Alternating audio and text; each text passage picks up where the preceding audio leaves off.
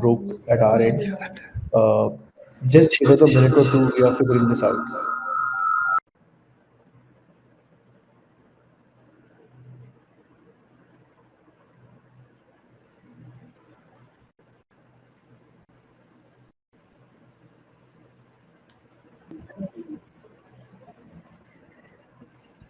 Sorry about everybody. I have a small joke to break the ice before we start. It's an internet joke, of course. And this is for the audience before they leave us. Okay, two Wi Fi routers got married. The reception was amazing. Okay, I will try harder. But RK, on to you. Please stay tuned.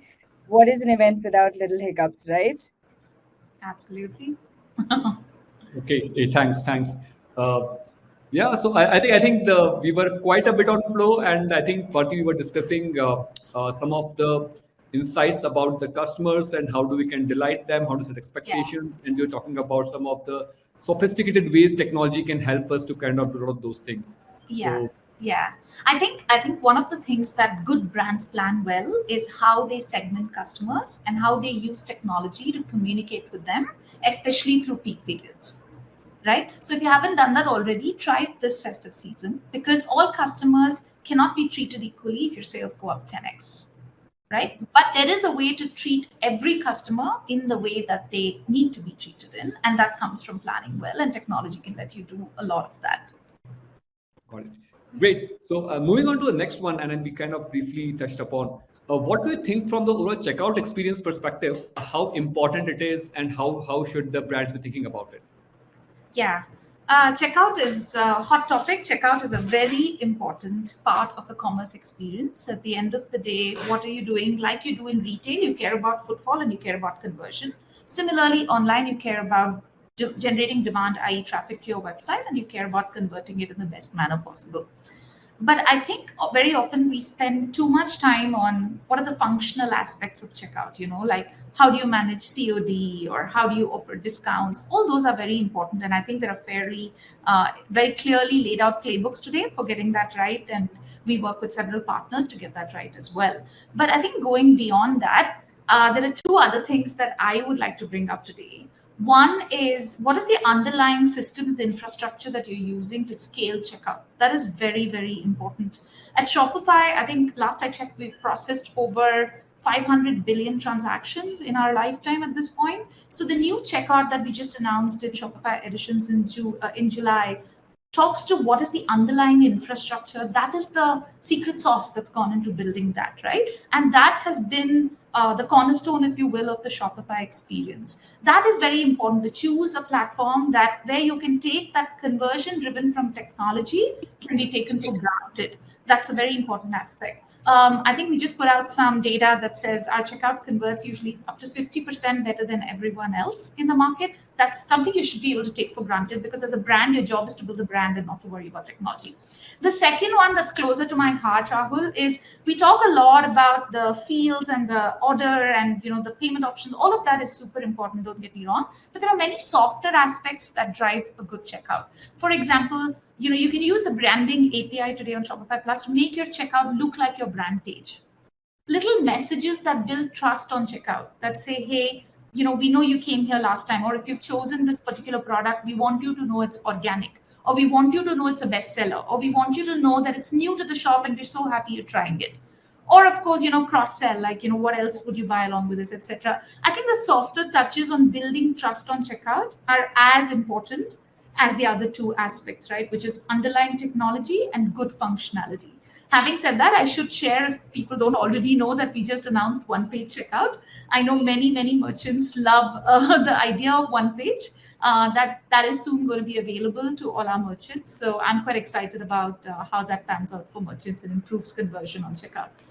No, great, Bharti. I think again great points. Scalability of the checkout, ensuring the right design of the checkout is great. And the one-page checkout. And I think checkout is something both between Razorpay and Shopify, we partner so well, right? While you bring the entire depth of Shopify on that, I think Razorpay also works a lot. And I think in this event itself, we have together launched the overall checkout flow, which does not have any redirect from the Shopify. On Shopify page itself, we can kind of transactions can happen, and therefore the success rates are pretty high on that. Uh, so moving on to next one. At Razorpay, we are seeing actually increased cross-border transactions for D2C brands, which means D2C brands are able to establish more trust with the customers which are out of India as well. And in general, I think that's a very, very strong segment that a lot of these D2C brands are going for. What is from a Shopify perspective, since you have a good view of the entire journey of a customer, right from what they want to buy to the cart, to the payments, to say the overall return. What are some of the insights that you want to share, and also what do you want to advise to our customers in terms of how to think from acquiring consumers outside India and how to service them? Yeah, it's a very exciting space, Rahul. We've been watching it for a while now. Globally, cross-border business for our merchants is a very integral part of our Shopify offering. There are several merchants who will be D2C only, for example, in North America, and then extend that product into selling into Europe.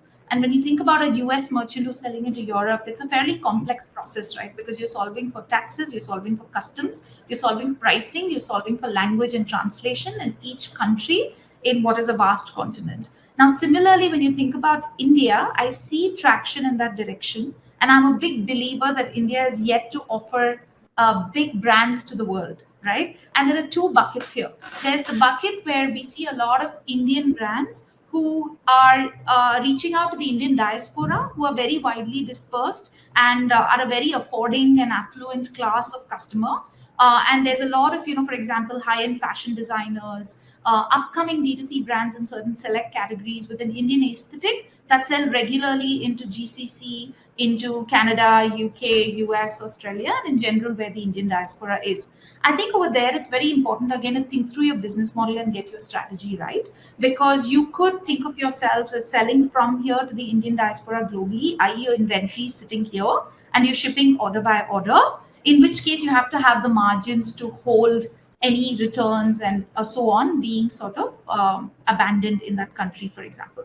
The other model is to say, no, I'm going to go into GCC, but I'm really going to become offline and online presence there. So I have a local distributor, and that's another way to do it. Shopify Plus in particular makes this super easy because you can open up to 10 stores across 10 countries on one license. You can manage a common catalog with different pricing and different inventory points, or same, depending on the complexity of your business. That is the first bucket. The second bucket, which I feel more excited about, but it's still early, which is brands like Badam, who have really grown from India, but happen to be an Indian brand that is serving a global consumer, right? Their market is really the world.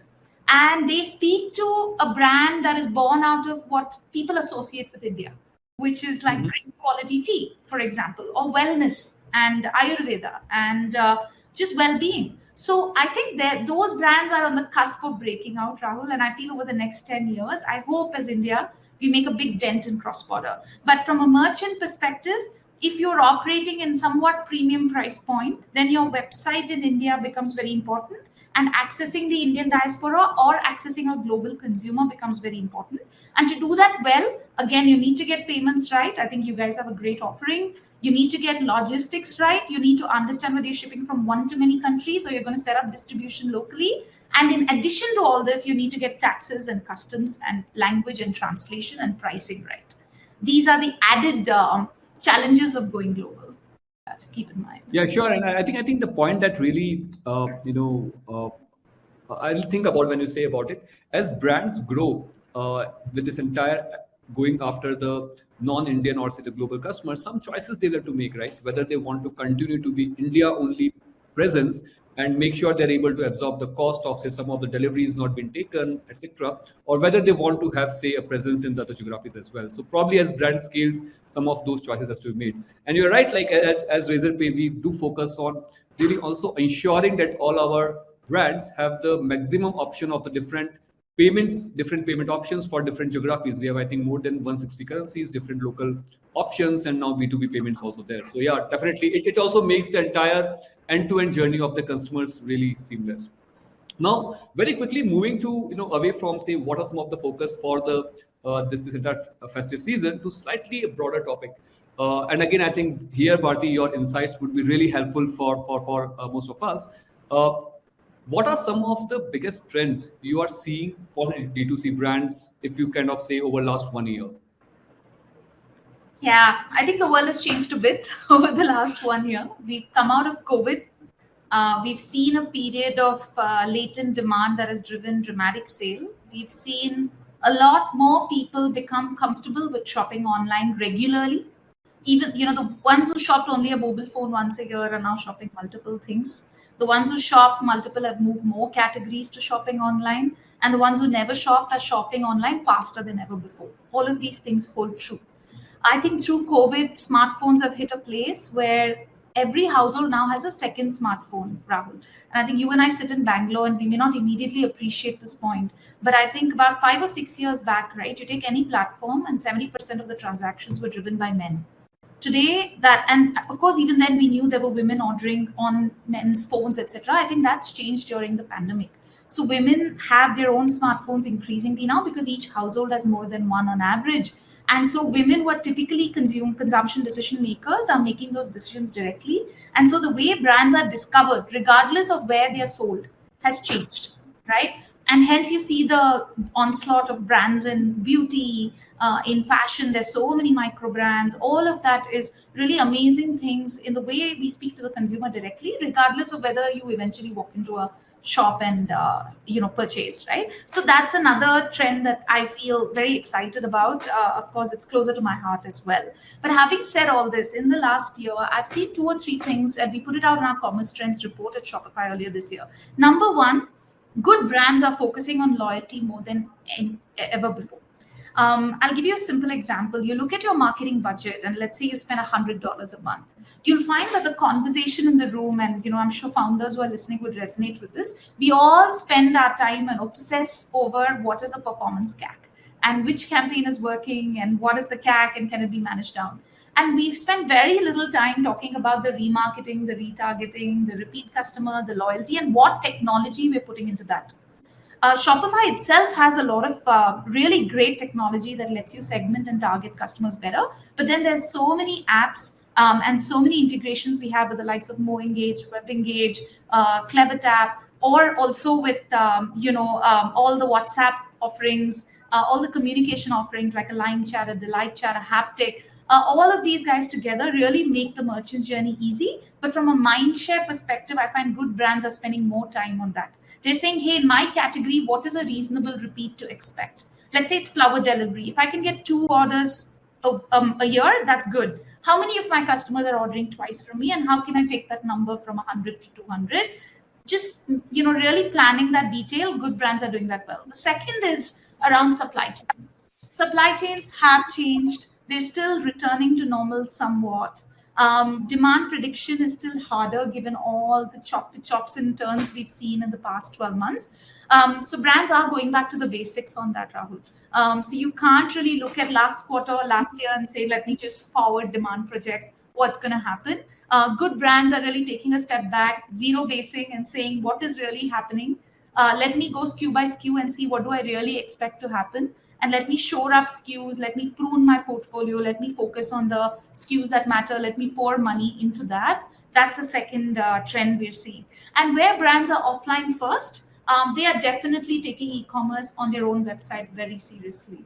There are huge tailwinds on very traditional brands, the Jockeys and Westsides and Go Colors and Duraflexes of the world. They are taking their e-commerce business very seriously because they recognize that no matter where you buy, discovery has moved online. And so your website is your best billboard. So you better have a great experience on your website. Great. These are great insights, and I'm really loving how both from your vantage point what you're seeing and from my vantage point what we are seeing are so similar. Like we talk about loyalty, and we are seeing the same thing, and that's the entire reason such a strong focus for loyalty and rewards and gift card suite that we have for D2C brands. You made the right point about the supply chain becoming so important.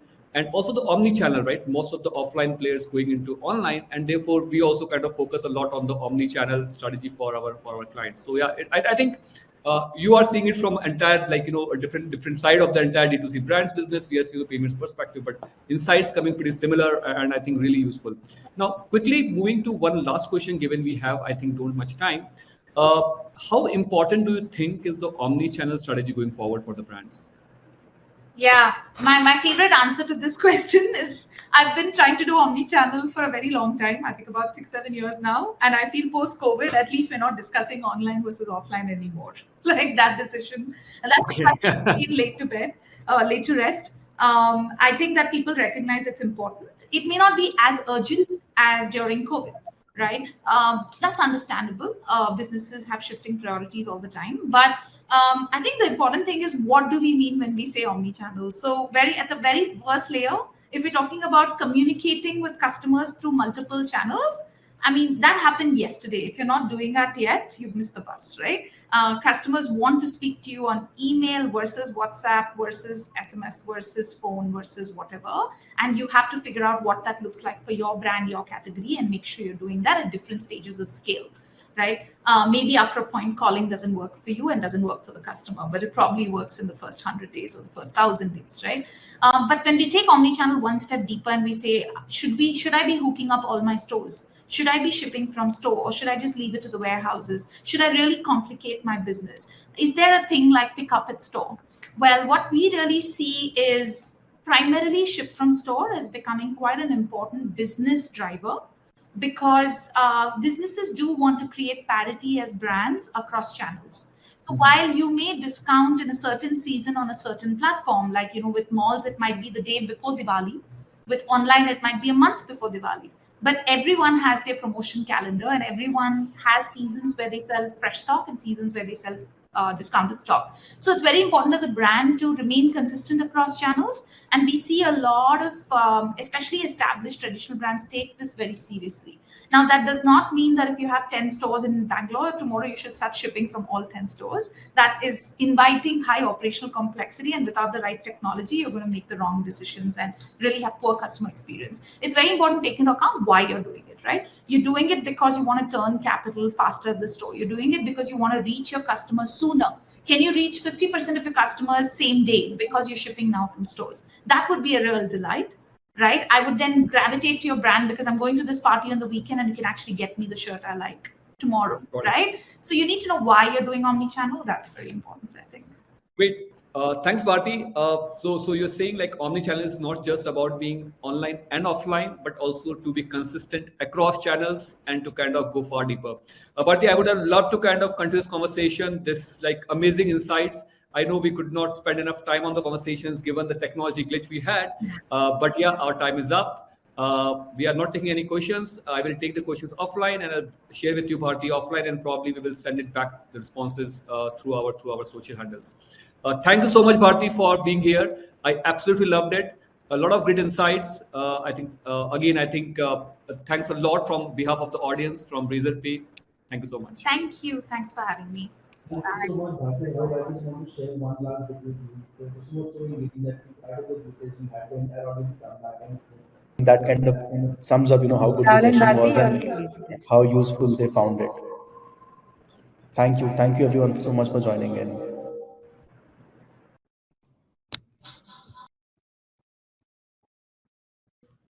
Thank you, Sanchit. All right, everybody, that was Rahul Khatari from Razorpay and Bharti from Shopify telling you everything that you should do right using Shopify for your festive season. Up next, in about 3 minutes, we have 5 moves to win Indians globally with the Chief Revenue Officer of Nali Silks, Dipanshu. And he's going to be hosted by Harsh Gupta, SVP of Partnerships at Razorpay. What we did miss last session is taking up a lot of questions you all had. So what we're going to do, and Zoho Backstage will let us do this, is collect all of your questions, redirect them to you on email right after this event. And don't worry, all of these sessions are recorded. So even if you may have missed out on a little bit here and there because of login issues, you can look at all the recordings that we'll send to you right after this event. Now, again, may I remind you, internet issues are bound to happen. We are doing everything in our control to be able to give you all a super smooth afternoon. But please bear with us. As is the case with every event, there will be a little hiccups. We're working, all of us. There's a team right behind me, behind these orange walls, that is working through and through to make sure that you all have no glitches whatsoever. And we're going to be moving on to the next session now. So don't worry, don't leave. You don't have to sign out. You'll be smoothly moved on to the next session with Nali Silks.